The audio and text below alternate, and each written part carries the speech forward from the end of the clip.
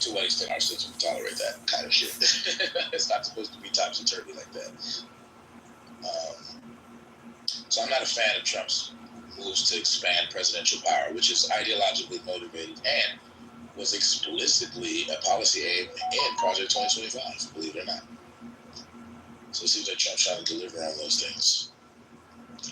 And the unprofessional nature of the language and the extreme nature of the language that he uses when he makes posts about certain things, like he did on the one on 4th of July, about the other side, makes him unusual as a president in his obvious, blatant, hatred of the other side. It's just the way what he says is not. It doesn't sound like the way that other professional presidents have talked about their opposing parties in the past. There is a difference. If somebody can't recognize the words that he uses and the language that he uses and the divisiveness that he creates and the way that he uses that, then they're not going to be willing to recognize how different and unusual he is. And that unusual difference is the reason that we should be more worried about him taking on more presidential control than potentially somebody else 25 years ago.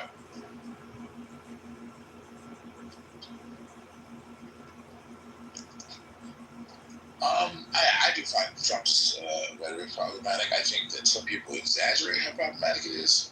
It's annoying, but I do think it is problematic. It's not trivial that we have a foul-mouthed president who denigrates one side of the aisle so much that it's like, how probable is compromise working together under this president? I'm not sure. And his attack on the existing structures of government, from the FBI to everything else, it's all of it. It's the anti-establishment tone of his foray into government politics. His outsider view that the entire system is corrupt and that America is in trouble because of where it stands. When he's creating a lot of the atmosphere that makes it feel that way, in a way that other presidents have never done. Everything from January 11th to everything that he says, including the post on the 4th. The post on the 4th was a perfect example. I don't remember the details of it specifically. I read it. His Twitter post. January 6th? No, it was July 4th Twitter post where he... Yeah, you said January 11th, but I think you mentioned... Oh, January 6th, yeah, I meant to say, yeah. Everything from that, it started there in my mind, for sure, in something that was inappropriate and promoting and not stopping. If not promoting, at least not stopping on a timely basis, but... It just keeps going on and on. For somebody to say, why? I wonder why would we be worried about him than anybody else? For somebody to say that, I think they're totally clueless. I don't care how they vote. It just makes no sense. It seems blatantly obvious. I hear you. And his attack on his own party, on the other Republicans, his naming of rhinos, the way that he attacked Republicans of the old guard in the same nature that he attacked Democrats. It was basically him versus everybody, including his own party, until he had control over it. And so that was super interesting. He redefined a party. He turned a party in a Congress that was ultimately against him, but afraid of him, into a party that at least outwardly supports him now, through bullying procedures and through demonizing the people that were there before him, including especially the ones that are more moderate. And that, too, is not something that I've seen in my lifetime with a Republican coming into their own party. And I thought of him as like anti-war, and at least in the way that he talked about the wars, because I heard a lot of young people liking him because it seemed like that he was very not interested in engaging in wars. But then when it comes down to it, at least in this term, he's very much acting like any other Republican would act, as far as I'm concerned, in the way that he's handling wars and Iran and everything else. He's doing what he needs to do from a war perspective. And he's giving the military all the resources that they need, and he's driving up taxes. Like, he's doing everything Republicans bad Republicans have always done, and he's getting rid of some of the things the Republicans champion that I would argue were the good parts of the party. And again, of course, we should worry about him, especially if we've been Republicans most of our lives and we don't necessarily approve of what he did to the party.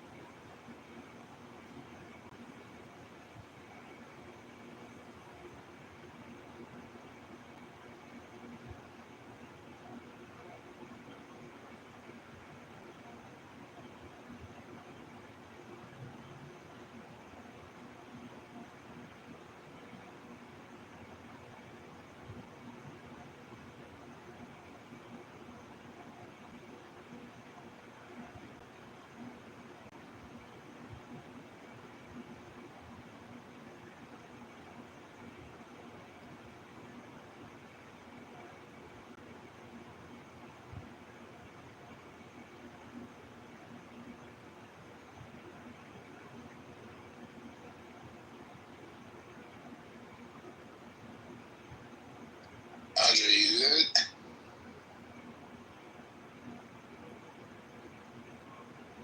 It's like leave and come back.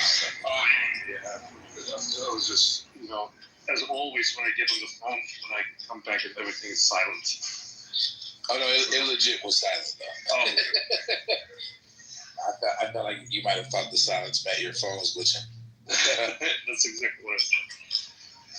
Jason, do you think that Musk's new party would be more helpful to the Democrats or the Republicans? I don't know. It seems like it's flopping like all the other third party attempts, so it may, in the end, not really affect either party. It seems like a more effective thing that would negatively impact the Republicans would be Musk throwing his money behind primarying Republicans that voted for the Big Beautiful Bill.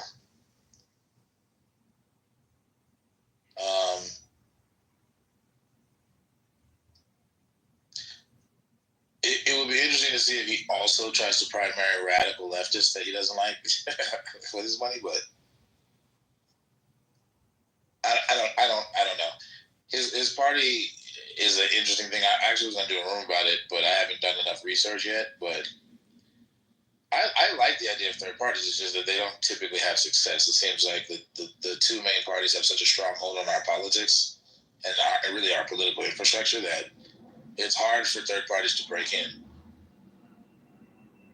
So, but if anybody could have any kind of traction, even if it doesn't go anywhere initially, but just to put the conversation back into the minds of people in general, it would probably be the richest guy in the world, I would think. I mean, although money didn't help Bloomberg, you know what I mean? So it doesn't. Yeah, I'm not saying it's doomed to fail. I'm saying so far it doesn't look like it's gaining traction. Yeah, and I don't even know what his principles are. I mean, frankly, he was willing to roll over and kiss Trump's ass just because he wanted, certain rules for EVs. It seems like to me what he's going for. And then when he didn't get that, he just flipped automatically. So I'm not sure that he's principled anyway. From what I understand, the next 3 or maybe like 3 out of next 4 parties have contacted him already to see if they can create some sort of alliance. Yeah, I mean, anything that gets people who are more moderate to prominence on a national scale, I'm kind of for. I don't really like uber partisan politicians. But I mean, I don't know.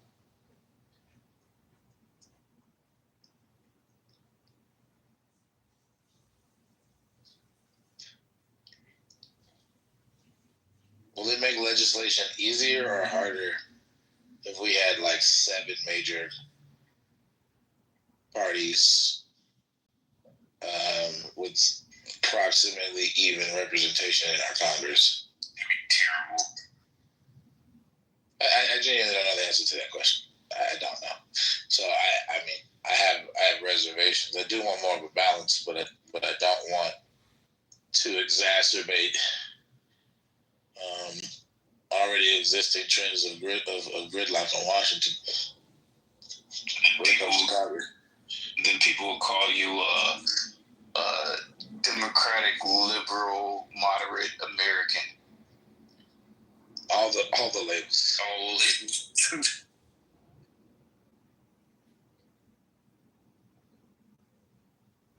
I do kind of like the idea of like trying to push like both sides to kind of get their heads out of their asses. You know what I mean? Because I feel like that's the best thing that'll come out of like a third party. It gets the given base loses enough of their constituents, then like it'll kind of make them wake up like, okay, we got to switch something up and stop tweaking out here in these streets. You know? Yeah.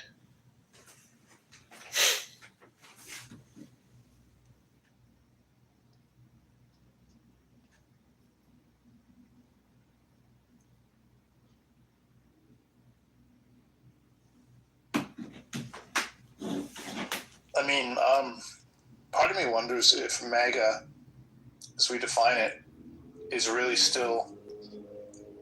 an actual majority in the Republican Party, or if it's not behind the scenes, and if J.D. Vance may not be able to hold down if it's a minority in the Republican Party, which I think it is still.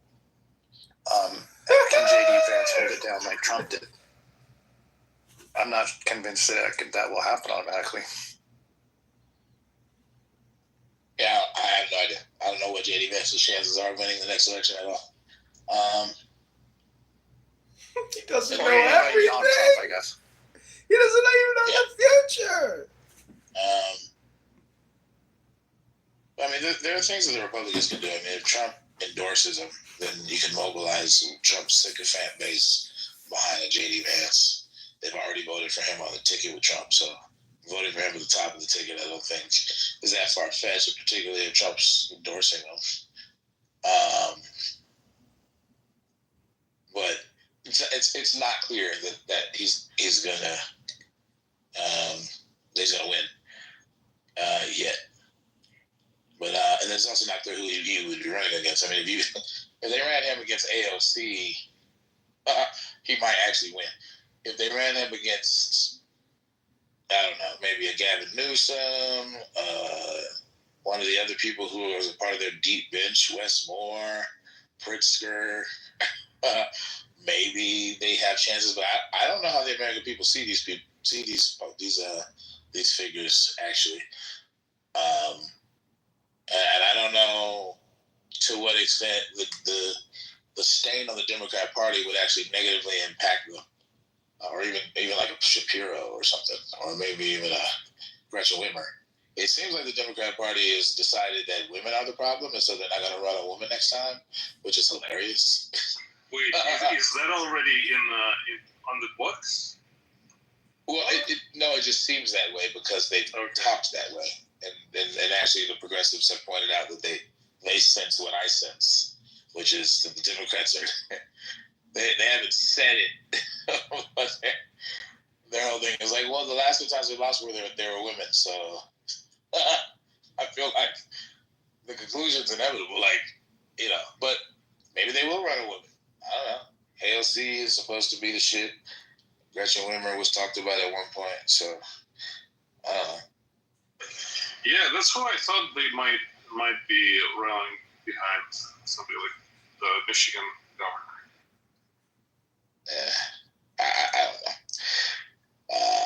If they ran Kamala Harris again, I just feel like that would be hilarious, man. Dude, that would be such a avoidable mistake. Like what the fuck are y'all doing? But it just seems like they're not gonna do that. It seems like they kind of are aware she's not popular, and credit to them. What gave it away? I don't think they should run her. I think that they know that though. I don't think they're that stupid. I just think that they're in denial a lot of times. No, they're you not see, stupid people. Like to me, her candidacy was a sacrificial lamb. Yeah. They basically sacrificed her. I mean, at least the makers and shakers, like the people who are shills for them, I mean, they would have rallied behind whoever it was. It doesn't matter. If you presented like a chair, they would, tell you about how wonderful the policies of a chair are. Yeah, I mean, they didn't really pick her the first time around. Exactly. I mean, she was shit the first time. I mean, she didn't survive the. I mean, even the last time they didn't pick her, they kind of defaulted to her because they felt under pressure to make a decision quickly. Yeah. Just kind of pushed her into place, It made sense. I mean, she's the VP. It made sense. Under pressure. I don't know that AOC is going to be favored because it seems like they're trying to get away from the progressives. What do you think of Elizabeth Warren? Not that she wants to run, but I mean, you mean the Pocahontas? as far as like the likelihood that they're going to go with her, I don't know. They're kind of in a weird place right now. I don't know what their priorities are. yeah, I don't either. She might run though. I don't know. Did she run in 2024? I think she ran the very beginning part of the primaries. I think she was part of the big group. Primaries, yeah. She might run again. I don't know. I mean, to be honest, they need a fresh face in some capacity. There's nobody that I can think of that's going to do much good. If Hillary Clinton ran again, that would be hilarious. I wouldn't put it against them. It's possible. It'd just be weird. It'd be like, oh my God, they're running it back. Yeah, but it's fucking weird that Trump ran again. Like, it would fit. It would fit the story. Not in the same she would way, probably... I think she would win against JD Vance. It was weird that Trump ran and won. That was weird to me. Yeah, it is. It's fucking weird. It's more a statement of how pathetic the Democrats were and how badly they were damaged by the Joe Biden thing. That's really what it's an example of. Yeah, I agree. I don't think you belong. I was just like, wow, bro.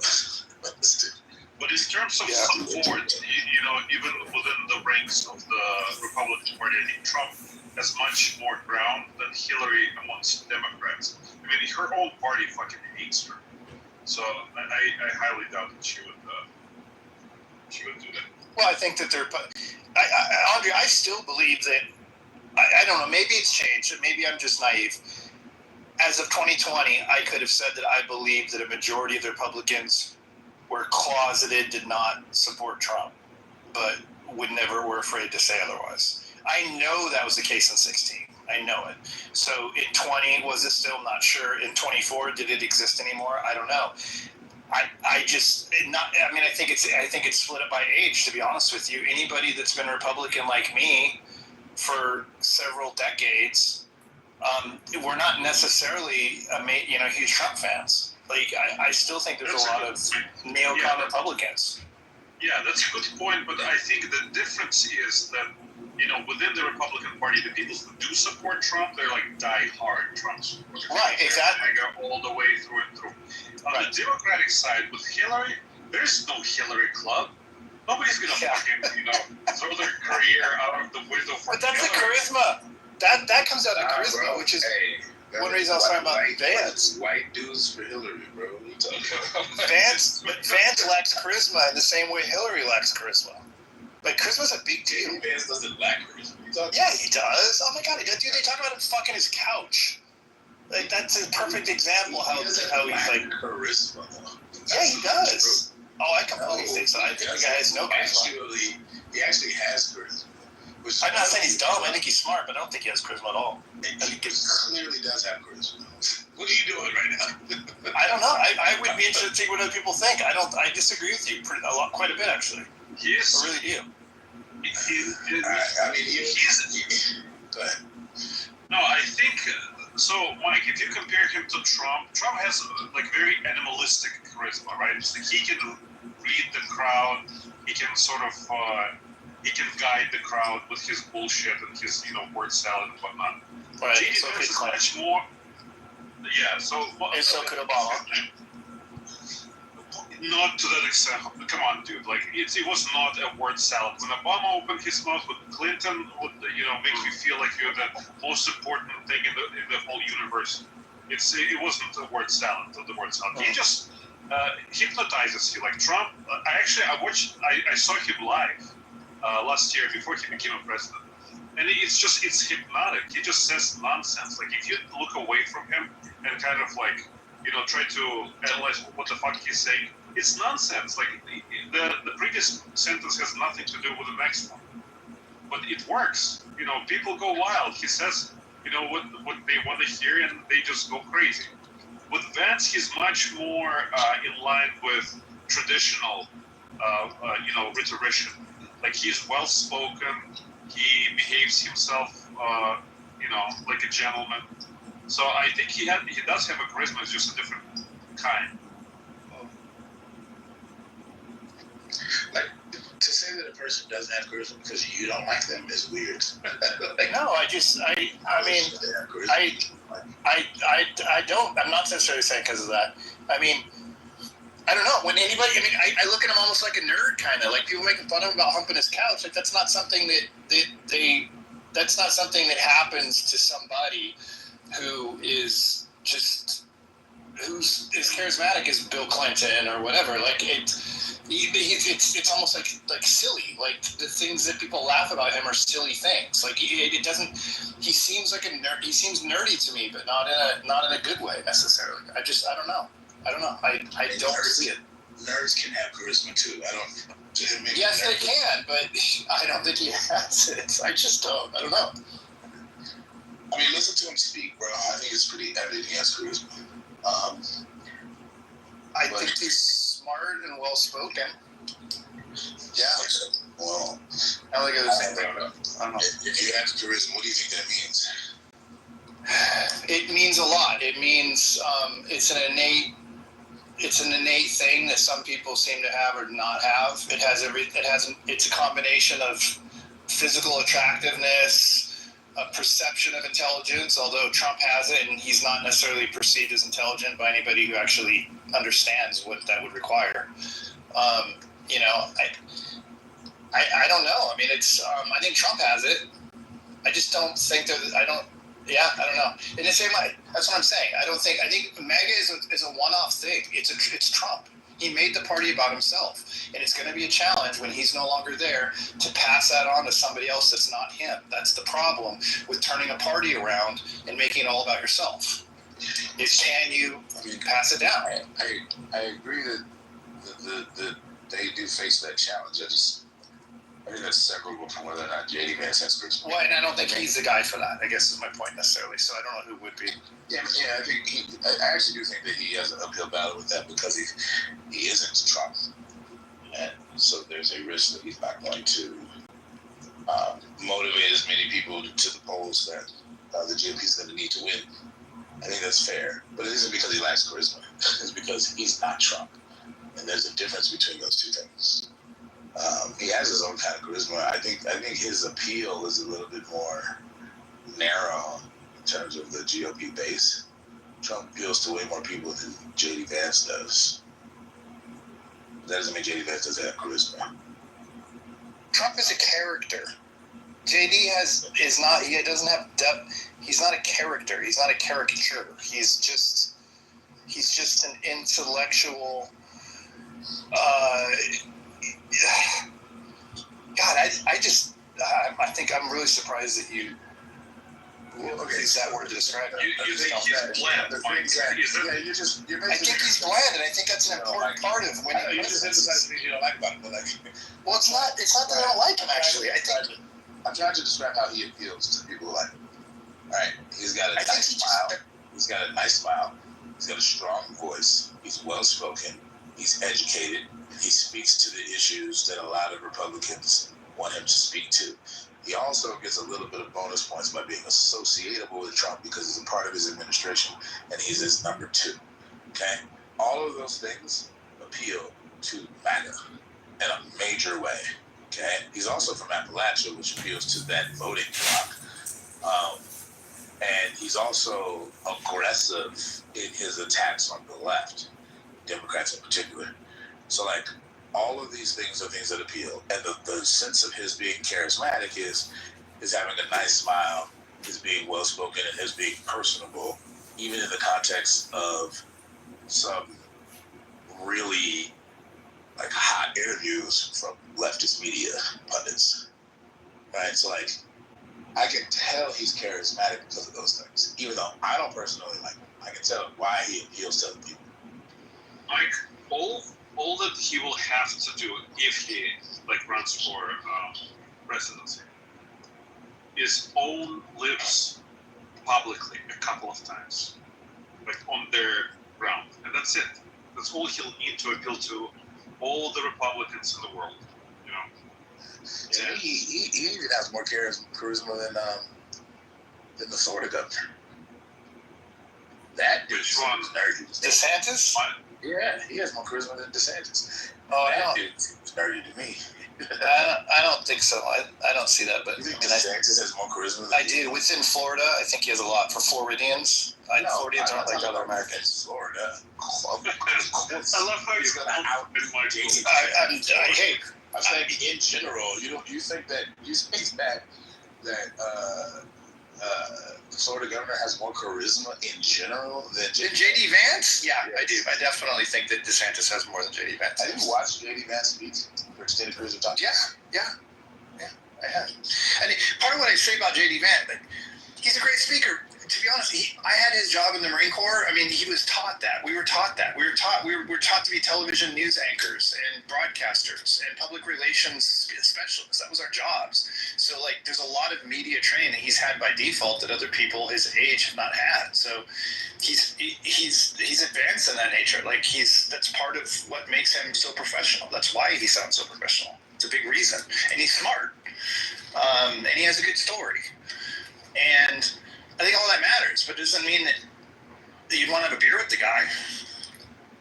I mean, I think Trump would be fun to have a beer with. I don't think that JD Vance would be fun to have a beer with, but it's just me. I mean, but Ron DeSantis would. I guess. If I had to pick one of the two, I'd pick him over JD Vance, but that's just me. I think, hey, Ron DeSantis, good point. I mean, he's not really the guy I would pick. I don't think that most people in MAGA think that, to be fair. So I don't think people in MAGA really give a shit about JD Vance. I think they're so obsessed with Trump. They just don't. Who I don't think are charismatic are like Lindsey Graham, fucking Mitch McConnell. I don't think those motherfuckers are charismatic. Right, but they haven't run for president either. They would lose if they did because of that. But president is a lot about I can't stand liking the person. I can't stand Senator of Texas. What's his name? Ted Cruz. Well, but I can acknowledge that Ted Cruz has some charisma, though. I can't stand that guy. No, I can't stand Gavin Newsom. I can't stand him either. I think he's gross. Even people I don't like, I can tell they have charisma, and I can acknowledge it. Like, I can't stand Gavin Newsom. That dude's charismatic. Yeah, he's charismatic. So, I mean, I don't know. Like, I don't think Ted Cruz is charismatic at all. A little bit. I don't think he's the most. I think JD Vance is too hard. And I think Gavin Newsom is more charismatic than him. Ted Cruz is just gross. He's gross me out anyway. He has one of those, like, preacher type charisma. Like, he gets really preachy in his speeches. He just grosses me out. He just looks like he stinks. He looks like he's greasy and he stinks. I can't get over him. He's also Canadian. I can't stand Canadians. His roommate. I used to know a guy that knew him. He was his roommate, and I don't remember the guy's name now. I mean, I wasn't friends with him, but I spent enough time talking about him.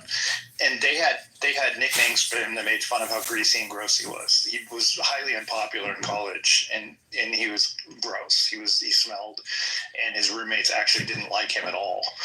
And so imagine somebody in college that has that reputation, and then they go deep into politics, and they have success in politics, but on a personal level, people don't like being around them when there's not something that they're gaining favor as a result of being there. So a roommate doesn't have favor by being there. Of course, anybody in his political sphere might act like they like him because they can gain favor from him. But if you're just around him as a human being, apparently he was pretty damn unpopular and pretty gross. They even had I can't remember what the nickname was. It was really disgusting about him, but I'm being greasy and gross. So I don't know. That's what every time I think of him, I think of that guy talking about him.